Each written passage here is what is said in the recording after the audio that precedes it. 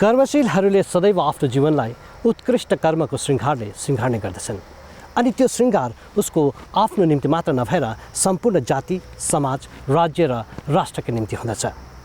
नमस्कार, म सुमन गजमेर। दृष्टिकोणमा यहाँहरूलाई स्वागत छ। आदरणीय दर्शकवृन्द, दृष्टिकोणमा हामी यस्तै कर्मशीलहरूको हुद्दामा पर्ने एकजना व्यक्तित्वलाई नजिकबाट चिन्नेछौँ जसले लोक संस्कृतिको निम्ति आफ्नो जीवन समर्पित गरेका छन्। इतिहास बनेर उनी इतिहास कोरिरहेका छन्। यिनै व्यक्तित्वलाई नजिकबाट चिन्न, उनको कार्यलाई बुझ्न हामी यहाँहरूलाई लिएर जाँदैछौँ उत्तर बङ्गालको पहाडी भेग कालेबुङतिर। कहीँ कतै टाढा नै किन नहोस्, मादल घन्किएको सुन्दा मात्र पनि मन आनन्दित र प्रफुल्लित बन्न पुग्दछ। हाम्रो सांस्कृतिक चिन्हारी, हाम्रो धरोहर अनि हाम्रो लोक परम्पराको बलियो आधार हो मादल। प्राय जसो सम्बला र चुट्केको ताल तरङ्गमा अभ्यस्त रहन्छ हाम्रो कान, तर मादलका तालहरूमा असंख्य विविधता अनि विपुलता रहेको जान्न पाउँदा आश्चर्यचकित बन्नु स्वाभाविक हो। मादलका यही तालहरूमा सुर र लयको साइनो खोज्दै हामी जाँदैछौँ हाम्रै घर आँगनमा रहेका हाम्रो जाति समाजको निधिलाई अझ नजिकबाट चिन्न, जसले मादलको विविधता अनि व्यापकता परिभाषित गरी हाम्रो समाज, समुदाय, देश अनि विश्वलाई चिनाएका छन्, अवगत गराएका छन्। उनी हुन् भारतीय नेपाली जगतको इतिहासमा प्रथम पटक लोक संस्कृतिको निम्ति भारतको चौथो सर्वोच्च नागरिक सम्मान पद्मश्रीले सम्मानित मादलाचार्य काजी सिंह। 25 जुलाई 1945 मादलाचार्य स्वर्गीय इन्द्रजित सिंह सरदार अनि माता स्वर्गीय मोहन फुलको कोखबाट पहाडकी रानी दार्जिलिङमा जन्मिएका काजी सिंहको लोक संस्कृति अनि सङ्गीतप्रति झुकाउ बाल्यकालदेखि नै थियो, जहाँ उनले करिब 7-8 वर्षको उमेरदेखि नै मारुनी नाच जस्ता शास्त्रीय लोक नृत्य प्रस्तुत गर्न सुरु गरेका थिए। तर उमेरले तरुण अवस्थाको खुड्किलो टेक्दै जाँदा मादलको खरीबाट निक्लिने ताल गुन्जनमा आफ्ना औँलाहरू सिद्धहस्त बनाउन पिता तथा श्री मादलका जनक मादलाचार्य इन्द्रजित सिंह सरदारबाट आफ्नो कौशलता निखार्न सुरु गरे। किशोर अवस्थामा पुग्दा नपुग्दै उनले आफ्नो गाउँ फुपछिरिङ चिया कमानमा सङ्गीतकार क्लब एवं पुस्तकालय स्थापना गरी आफ्ना समकालीनहरूलाई यसमा सामेल हुन प्रेरित गर्नका साथै विशेष चाड, पर्व अनि अवसरहरूमा कार्यक्रम आयोजन गर्न सुरु गरे। हाम्रो लोक सङ्गीतको कुनै लिखित स्वरूप अनि दस्तावेज नभएको हुँदा मादलको लय, भाका, ताल अनि शैली पनि फरक हुने गर्दछ। यसै कुरालाई ध्यानमा राख्दै काजी सिंहले मादलका तालहरूलाई लिपिबद्ध गर्ने दिशामा अनुसन्धान सुरु गरे। युवाकालमा मायानगरी मुम्बई पुगी त्यहाँ लक्ष्मीकान्त प्यारेलाल, कल्याणजी आनन्दजी, राम लक्ष्मण, शङ्कर जयकिशन, अजय स्वामी जस्ता लब्ध प्रतिष्ठित सङ्गीत निर्देशकको सानिध्यमा मादल वादकका रूपमा उनले शिखर चुमेता पनि आफ्नो थात थलो भने कहिले बिर्सेनन्। म कार्यरत त थिएँ, म मुम्बईमा फिल्म इन्डस्ट्रीमा, फिल्म जगतमा म थिएँ।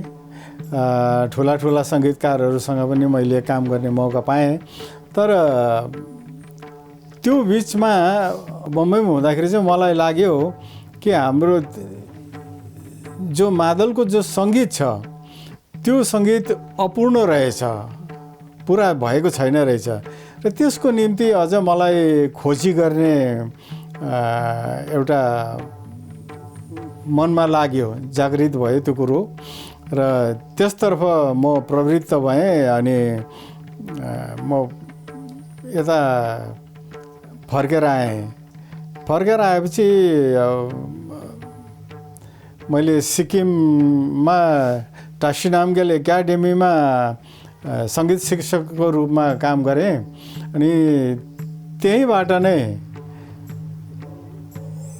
त्यहाँको टिएन एकाडेमीको लाइब्रेरीबाट मैले धेरै नै पुस्तकहरू पाएँ र अमूल्य पुस्तकहरू थिए त्यहाँ, र त्यसको सहायताले मैले त्यो जो अपूर्ण थियो काम हाम्रो सङ्गीतको, त्यो काममाथि म अझ बेसी ध्यान दिएर काम गर्न थालेँ। भावी पिँढीका लागि श्री मादल अनि मादली गीतको गहन शोध अध्ययन गरी करिब 8 वर्षको मेहनतपछि काजी सिंहले सन् 1974मा मादल नामक आफ्नो पहिलो पुस्तक प्रकाशित गरे। यस पुस्तकमा उनले मादलको व्यावहारिक पक्ष समेट्दै ओझेल पर्दै गएका पुराना 14वटा मादले तालको बोल, लिपि र बजाउने शैलीको वर्णनका साथमा श्री मादलको शशी र मारुनीका विषयमा चर्चा अनि तुलनात्मक अध्ययन प्रस्तुत गरी आम जनमानसलाई बुझ्न र बुझाउन सुगम बनाएका छन्। यसका साथै मादले गीत अनि मारुनी नाच प्रस्तुत अनि प्रदर्शित गर्ने सही शैली अनि विधिका साथमा लोक संस्कृतिबारे रूढी विश्वास अनि गलत आख्यानको स्पष्टोक्तिले श्री सिंहको विषयबारे विद्वता अनि गहन बुझाइ छर्लङ्ग पार्दछ। उनको यो पुस्तक यति प्रचलित बन्यो कि अमेरिकन स्टेट लाइब्रेरीले उनलाई व्यक्तिगत रूपमा पत्र पठाएर सो पुस्तक पठाइदिने आग्रह गरेको थियो। भारतीय शास्त्रीय सङ्गीतको गहिरो अध्ययन गरेका काजी सिंहले लोकधुनबाट विकसित भएका राग अनि तालका सम्बन्धमा पनि महत्त्वपूर्ण अध्ययन अनुसन्धानका साथमा नयाँ ताल अनि रागको रचना गरेका छन्। नयाँ ताल अनि रागको रचनाले उनमा भारतीय शास्त्रीय सङ्गीतको उत्तरी अर्थात् हिन्दुस्तानी अनि दक्षिणी अर्थात् कर्नाटक सङ्गीत परम्पराका साथमा विभिन्न घरानाको पनि गहिरो ज्ञान अनि विद्वता रहेको मान्न सकिन्छ। 14 मात्रको दीपचण्डी झैँ शैली रहेको भक्तिरसमा आधारित देवदीप ताल रचनालाई उनको अद्वितीय अनि विलक्षण गुण मान्न सकिन्छ। हाम्रो मादलमा यो पूर्वीय मादलमा चाहिँ थुप्रो तालहरू छन्। थुप्रो तालहरू मध्येमा 4 मात्रा, 6 मात्रा, 8, 10, 12 अनि 16 मात्राको तालहरू छन्। त्यसलाई आधा आधा गऱ्यो भनेदेखि बिजोडी पनि हुन्छन्, बिजोडी ताल। हाम्रोमा मादलमा चाहिँ 14 मात्राको ताल चाहिँ छैन रहेछ, थिएन रहेछ र मलाई लाग्यो अब 4, 6, 8, 10, 12, 16 को त छ, तर 14 मात्रा चाहिँ नहुँदाखेरि चाहिँ मलाई लाग्यो यो पनि हुनुपर्छ भन्ने मलाई लाग्यो। अनि त्यो 14 मात्राको ताल चाहिँ मैले आफ्नो रचना त्यहाँ राख्ने प्रयास गरेको छु। अनि त्यो चाहिँ ताल चाहिँ कस्तो छ भनेदेखि 14 मात्रा चाहिँ तबला या पखावजमा जो बज्ने दीपचन्दी ताल छ, त्यो दीपचन्दी ताल बराबरकै यसमा ताल छ मादलमा पनि। अनि यसमा जो गायन हुन्छ, यसको गीतहरू हुन्छ, त्यो चाहिँ देवदेवताहरूको बारेमा मात्रै हुन्छ गीतहरू। त्यस कारणले गर्दाखेरि त्यस्तो किसिमले यसलाई त्यो शैलीमा राखिएको छ कि अनि देवताहरूको विषयमा गायन हुने ताल चाहिँ त्यो दीपचन्दी जस्तो हुने गर्दाखेरि मैले त्यसलाई के गरेँ भनेदेखि त्यो देव अनि दीपचन्दीको दीपलाई लिएर चाहिँ देवदीप ताल चाहिँ मैले नामकरण गरेँ त्यसमा। अनि यो मात्रा चाहिँ 14 मात्राको छ। अनि तबलामा जो बज्छ 14 मात्राको जो ताल छ दीपचन्दी भन्ने, पखावजमा पनि त्यही नै छ र त्यो बराबरकै ताल चाहिँ हाम्रो मादलमा मैले मादलको प्रकारले चाहिँ त्यसलाई राख्ने प्रयास गरेको। तालको रचनाका साथमा लोक सङ्गीतलाई प्रथम पटक लिपिबद्ध गर्ने कामलाई नेपाली लोक जगत इतिहासमा काजी सिंहको सबैभन्दा महत्त्वपूर्ण अनि ऐतिहासिक योगदान मान्न सकिन्छ। श्री मादलका बोलका साथमा मादले गीतलाई लिपिबद्ध गरी आजका पिँढीले सरल अनि सहज रूपमा सिक्न सक्ने स्वरूप प्रदान गरी सम्पूर्ण नेपाली समुदायलाई उनले सदाभरका लागि ऋणी बनाएका छन्। देवदीप तालका अतिरिक्त 6 मात्राको ताल गङ्गाधर अनि 9 मात्राको ताल सरस्वती उनको अर्को रचना हो, जसलाई अद्वितीय मान्न सकिन्छ। कारण आजसम्मको इतिहासमा कुनै पनि नेपाली समुदायका विद्वानले यस प्रकारको कोसिस वा रचना गरेका छैनन्। तालका अतिरिक्त उनले रचना गरेका राग शुक्रतोडी अनि राग आदित्यलाई भारतीय शास्त्रीय सङ्गीतका रखी अनि विद्वानहरूले पनि सराहना गरेका छन्। यस प्रकारको गहन ज्ञान अनि सृजनशीलता असाधारण, अद्वितीय अनि चुनौतीपूर्ण रहेको उनीहरूले मानेका छन्। राग अनि तालका अतिरिक्त काजी सिंहले 8 वटा छन्दको पनि रचना गरेका छन्, जुन संस्कृत भाषाका महान व्याकरणविद महर्षि पाणिनीको छन्द शास्त्रमा पनि उपलब्ध छैन। ती हुन् गणपति छन्द, लाम्बोदर छन्द, भीमाकाली छन्द, मारुति नन्दन छन्द, गिरिधारी छन्द, विश्वकर्मा छन्द, बसिबियालो छन्द र सरस्वती छन्द। विलक्षण अनि बहुप्रतिभाशाली काजी सिंहले आफ्नो सम्पूर्ण जीवन सङ्गीत साहित्यका लागि समर्पित गरी सम्पूर्ण नेपाली जगतलाई मात्र नभएर सङ्गीत साहित्य संसारलाई पनि समय समयमा चकित अनि कृतज्ञ बनाउँदै आएका छन्। ताल, राग अनि छन्दको रचनाका अतिरिक्त उनीद्वारा लिखित पुस्तकहरूले अकल्पनीय ज्ञान भण्डारको काम गर्दै आएको छ। 1986 मा प्रकाशित उनको अर्को पुस्तक सङ्गीत सरोवरमा भारतीय शास्त्रीय सङ्गीतका स्वरलिपि, नाद, श्रुति, ध्वनि, स्वर, सप्तक, थाट, राग, जातिभेद, ग्राम, मूर्छना, वर्ण, अलङ्कारका विवरण लगायत गाउने सही तरिका, भारतीय अनि पश्चिमी सङ्गीतबीच अन्तर र गुरुको महत्त्व सरल नेपाली भाषामा प्रस्तुत गरी नेपाली समाजमा पनि भारतीय शास्त्रीय सङ्गीतको महत्त्व प्रसारित गर्ने इमान्दार प्रयास गरेका छन्। हाम्रो अहिले हामी त भन्छौँ लोकसङ्गीत, तर काम गर्दै जाँदाखेरि त्यसमा अनुसन्धान गर्दै जाँदाखेरि चाहिँ मलाई लाग्यो यो हाम्रो लोकसङ्गीत चाहिँ होइन रहेछ, यो चाहिँ हाम्रो खासमा हाम्रो गोर्खाहरूको नेपालीहरूको चाहिँ शास्त्रीय सङ्गीत रहेछ मादलको सङ्गीत चाहिँ। र त्यसको जो एउटा रचनाको स्वरूप छ, हाम्रो मादलको गायन अनि वादनको जो गायनको त्यो जो कलाको जो स्वरूप छ त्यो चाहिँ एकदमै शास्त्रीय ढङ्गमा रहेछ। र त्यसरी पत्ता लागेपछि अझै मलाई अझै बेसी खोज्ने यसको इच्छा भयो। अनि फलस्वरूप के थाहा लाग्यो भनेदेखि 1300 शताब्दीसँग चाहिँ सम्म चाहिँ हाम्रो अझै एउटा किसिमको अर्को किसिमको मादल थिएछ हाम्रोमा, हाम्रो जातिमा।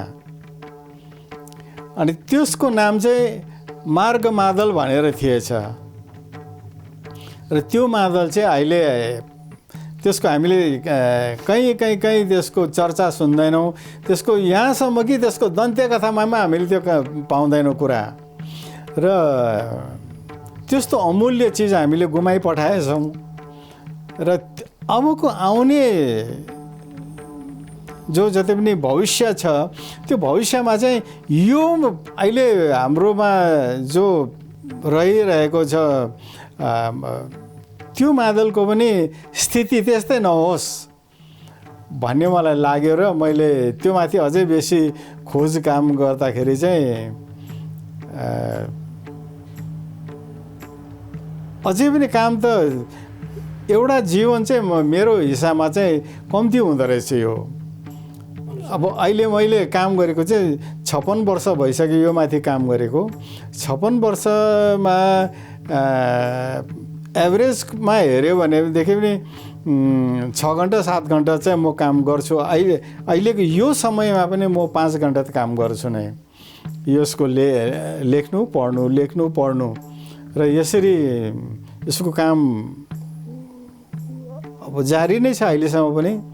सन् 1988 मा प्रकाशित उनको अर्को पुस्तक सङ्गीत फर बिगिनर बालकहरूलाई सहज रूपमा भारतीय शास्त्रीय सङ्गीत सिकाउन अङ्ग्रेजी भाषामा लेखिएको छ। आफू सेवारत टाँसी नामग्याल एकाडेमीका विद्यार्थीहरूलाई सरल तरिकाले शास्त्रीय सङ्गीत सिकाउने उद्देश्यले प्रेरित यो पुस्तक स्कुलको अनिवार्य पाठ्यक्रमको रूपमा पनि सामेल गरिएको थियो। यस्तै सन् 1998 मा प्रकाशित उनको अर्को पुस्तक बिर्सिएको संस्कृति फेरि दोहोऱ्याउँ साहित्य अकादमी पुरस्कार पाउने पुस्तकमा उल्लेखित अव्यावहारिक लोक संस्कृतिका वर्णनको प्रतिवाद थियो। अकादमी पुरस्कार प्राप्त गर्ने पुस्तकमा उल्लेखित विषयहरूबाट पूर्ण रूपमा असन्तुष्ट काजी सिंहले भावी पिँढीलाई लोक संस्कृतिबारे वास्तविक अनि सही जानकारी दिने उद्देश्यका साथ यो पुस्तक लेखेका हुन्। जब म बम्बईमा यो कार्यरत थिएँ त्यस समयमा बिर्सिएको संस्कृति भन्ने एउटा पुस्तक निस्किएको थियो। म दसैँको टाइममा दार्जिलिङमा आउँदाखेरि चाहिँ त्यो किताब मेरो हातमा पर्यो। हुनु त मेरो त्यो पहिला जो अनुसन्धान चल्दै थियो 8 सालको मेरो फिल्ड रिसर्च काम चल्दै थियो त्यति बेला चाहिँ त्यो सबै आर्टिकलहरू मैले दार्जिलिङ डिस्ट्रिक्ट लाइब्रेरीबाट पढिसकेको थिएँ र त्यो त्यतिकै हुँदै थियो र पछाडि उता बम्बई गएपछि त्यो किताब फेरि हातमा पऱ्यो र मलाई लाग्यो होइन अब यो किताबमा जे लेखेको छ यो त हाम्रो वास्तविक कुरो त होइन त वास्तविक कुरोदेखि हाम्रो मान्छेहरू हाम्रो कला सङ्गीतै बाहिर गयो भने चाहिँ हामी त हाम्रो स्थिति कस्तो हुन्छ त्यो त म कल्पना गर्नु पनि नसक्ने त्यो स्थितिमा म पुगेर चाहिँ मैले फेरि त्यो माथि काम गर्नु थालेँ त्यो बिर्सिएको संस्कृति त्यो पुस्तकमाथि काम गरेँ अनि काम गर्दाखेरि म सिक्किममा गान्तोकमा हुँदाखेरि चाहिँ त्यो काम मैले पूर्ण गरेँ 1982 सालदेखि मैले थालेको त्यो काम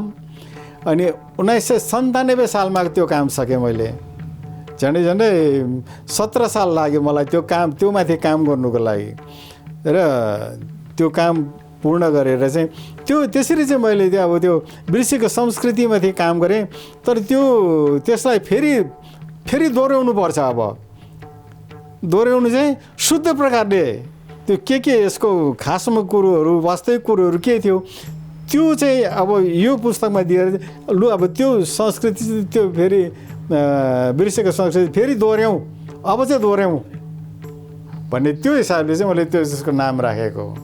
काजी सिंहको अर्को पुस्तक श्री मादल शास्त्रीय एवं व्यावहारिक पक्ष 14 वर्षको भृगु तपस्या शोध अनुसन्धान अनि अध्ययनपछि पूरा गरिएको रचना हो। वर्ष 2014मा प्रकाशित यस पुस्तकमा श्री मादलको ऐतिहासिक पक्षको खोज गर्दै वैदिक कालदेखि लिएर सिन्धु घाटी सभ्यता अनि हरप्पा सभ्यतादेखि नै यो वाद्य यन्त्र अस्तित्वमा रहेको प्रामाणिकताको प्रस्तुतिका साथ लोक संस्कृतिको महासागर यसमा समेटिएको छ। आफ्नो भाका अनि शैलीमा प्रस्तुत गरिने लोक संस्कृतिलाई बृहत्तर रूपमा व्यापकताका साथ नियोजित अनि प्रणालीबद्ध स्वरूपमा प्रस्तुति दिन सकिए लोक संस्कृतिलाई पनि शास्त्रीय रूप दिन सकिने मान्यताका साथ प्रकाशित पुस्तकले लोक संस्कृतिबारे बुझ्न र सिक्न धेरै सजिलो आधार प्रस्तुत गर्दछ। आफ्नो जीवनको सम्पूर्ण साधना तप अनुसन्धान अनि अनुभूतिका भावसागर विस्तार गर्दै उनले श्री मादल कलानिधिको रचना पूरा गरेका छन् जुन प्रकाशोन्मुख रहेको छ। यस पुस्तकमा नेपाली जाति गोष्ठीको लोककला मादली गीतको शैली अनि विशेषता श्री मादल तयार गर्ने विधिका साथमा पुराना बिर्सिसकिएका तालहरूबारे विस्तृत अध्ययन प्रस्तुत गरेका छन्। यसका साथमा श्री मादलका तालमा समको चर्चाका साथमा श्रुति ज्ञान अनि स्वर ज्ञान लगायत अभिवादन अनि समन्वयनको शैली आदिबारे वर्णन गरेका छन्। प्रकाशोन्मुख जो छ यसको नाम मैले श्री मादल कलानिधि भनेर राखेको छु। अब श्री मादल त श्री मादल भइहाल्यो अनि श्री मादल भन्नु पनि म अलिकति यहाँ क्ल्यारिफाई गर्नु चाहन्छु के भनेदेखि अहिलेसम्म हामीले सुन्दैछौँ मादल मादल मादल भनेर त मादलमा चाहिँ के थियो भनेदेखि दुई किसिमको हाम्रो मादल अहिले प्रचलनमा छ। एउटा हामी भन्छौँ जनबोलीमा पश्चिमी मादल अर्को पूर्वी मादल भन्छौँ कि तर मैले के सोचेँ यसको हाम्रो यो ठुलो मादल यो पूर्वी मादल छ यसको तालहरूको विस्तृतता यसको सङ्गीत अनि यसको वादनको शैली इत्यादि कुरोहरूलाई हेर्दाखेरि चाहिँ अब हाम्रो जातिमा अन्य थुप्रो तालवाद्यहरू छन् नि जस्तै हाम्रोमा अब डम्फु पनि छ हाम्रोमा च्याब्रुङ पनि छ हाम्रोमा नौमती बाजा पनि छ खैँजडी पनि छ यो सबै मादल छ यो जम्मै तालवाद्यहरू जति पनि छन् हाम्रोमा त ती तालवाद्यहरूमा सबैले दुईवटा मात्रै त्यसको ध्वनि दिन्छ क्या साउन्ड प्रोडक्सनमा दुईवटा मात्रै हुन्छ एउटा च्याक हुन्छ एउटा डुङ हुन्छ त्यति डुङ च्याक डुङ डुङ गर्छ त्यो त्यति मात्रै छ सबै तालवाद्यहरू हाम्रो नौमती बाजा पनि त्यति नै हो कुन्डुङ गर्छ एउटाले डुङ गर्छ त्यो त्यति नै दुईटै मात्रै साउन्ड छ तर हाम्रो यो मादलमा चाहिँ के छ भने यसको एल्फाबेटहरू थुप्रो छ। झन्डै दाहिनेपट्टिबाट मात्र यसले 5-6 किसिमको बोलहरू बोल्छ, अनि देब्रेपट्टिबाट पनि 5-6 किसिमको बोलहरू बोल्छ, अनि त्यो दुईवटा मिलाएर फेरि अझै 5-6वटा बोलहरू 6-7वटा बोलहरू हुन्छ। गर्दाखेरि झन्डै हाम्रोमा यसको पूर्व मादलको चाहिँ एल्फाबेट चाहिँ 16-17वटा हुन्छ क्या। त यत्रो खुबी छ यसको खुबीमा दाहिनेले जे पनि बोल्छ त्यसको जवाब देब्रेले तालले दिन्छ, देब्रेले जो पनि भन्छ दाहिनेले जवाब दिन्छ। दुईटा मिलेर यसको अर्कै यसको जो साउन्डको जो ध्वनि हुन्छ, जो ध्वनि छ यसको अलग्गै किसिमको सुन्छ। र यसका यो सबै खुबीहरू भएको हुनाले गर्दाखेरि मैले चाहिँ यसलाई के सोचेँ भनेदेखि होइन, यसको यत्रो खुबी छ, अनि शास्त्रीय सङ्गीतमा भन्छ यसको वादी अनि संवादी। दाहिने तालको चाहिँ वादी भयो भनेदेखि देब्रे तालको जो साउन्ड हुन्छ त्यो चाहिँ संवादी हुन्छ। त यस प्रकारले यत्रो खुबी हुँदै पनि यसले अवश्य पनि श्री चाहिँ पाउनै पर्छ, यसले श्री पाउनुपर्छ। र त्यस कारणले गर्दाखेरि यसलाई यो मादलको अगाडि मैले श्री चाहिँ प्रसिद्ध गरिदिएको यसलाई। र यसलाई हामीले अहिले चाहिँ यसको नाम श्री मादल भनेर राखेका छौँ। अनि श्री मादलको कलानिधि जति पनि यो मादलको कला छ त्यो चाहिँ निधि स्वरूपमा त्यो पुस्तकमा छ।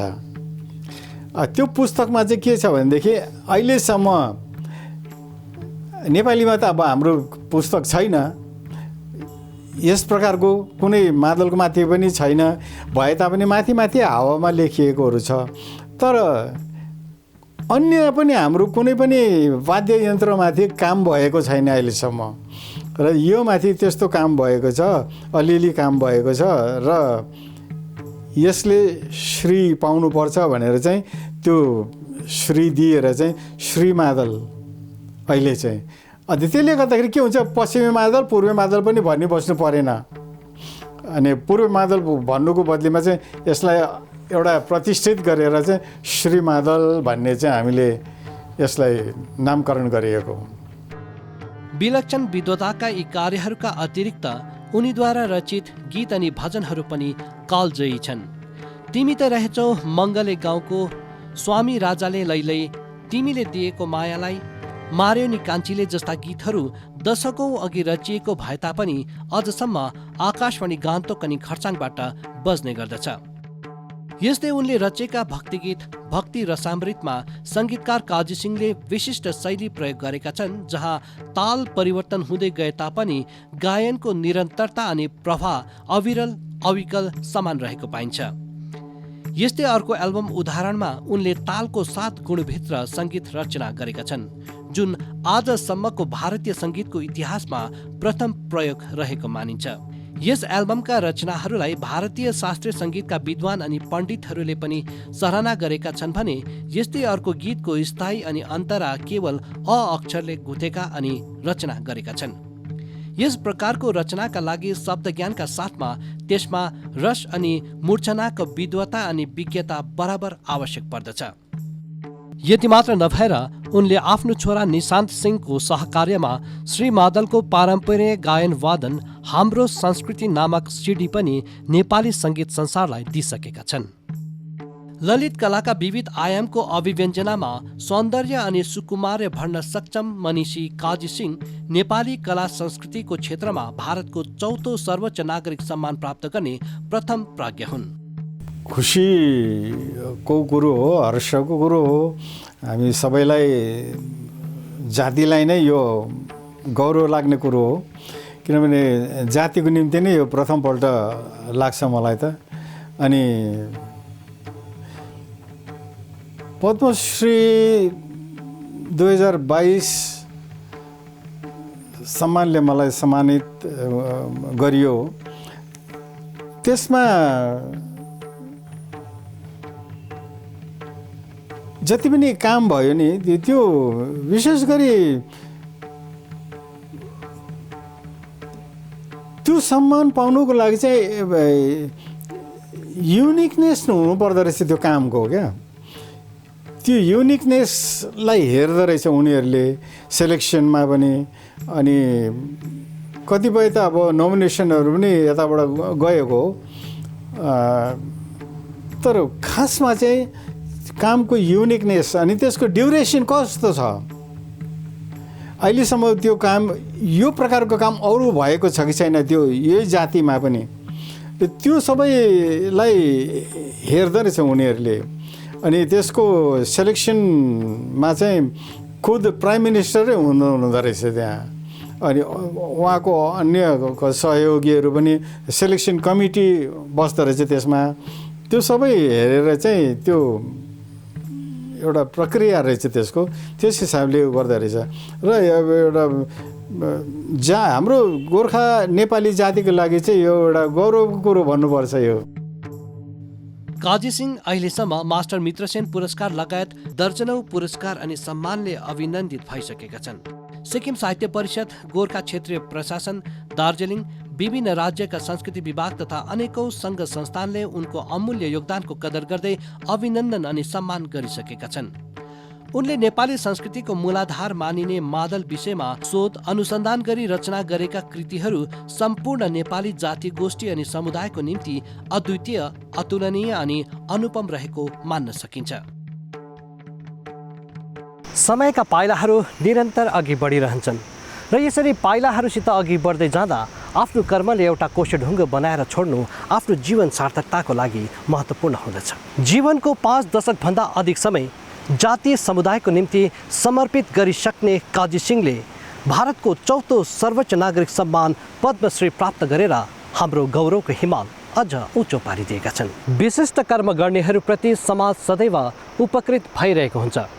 यसैले नेपाली कला संस्कृतिको निम्ति आफ्नो जीवन समर्पित गर्ने विज्ञ काजी सिंहप्रति सम्पूर्ण नेपाली जगत, साहित्यिक, कला अनि साङ्गीतिक मञ्चहरू कृतज्ञ र आभारी हुनैपर्छ। दृष्टि मेरो, दृष्टिकोण तपाईँको, दृष्टि तपाईँको, दृष्टिकोण मेरो।